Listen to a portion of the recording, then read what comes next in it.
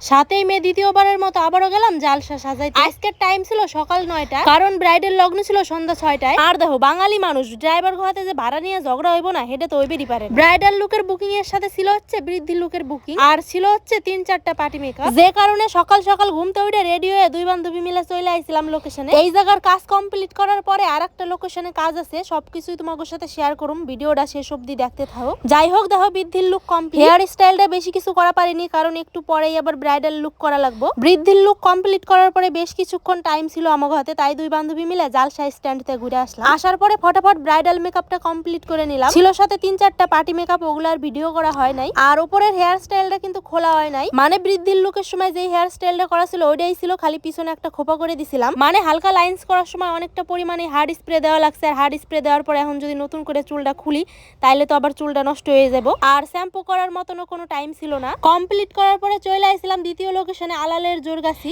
এইটা ছিল আমার মাসি বাড়ি, মাসির দেওরের বিয়ে। একজনের আগেই থুয়ে গেছিলাম শাড়ি আর চুল করার জন্য। আসার পরে ফটাফট রেডি করে দিলাম। বিয়ে বাড়ি কি কি মজা করলাম সেটা তোমাদের সাথে এর পরের ভিডিওতে শেয়ার করুম।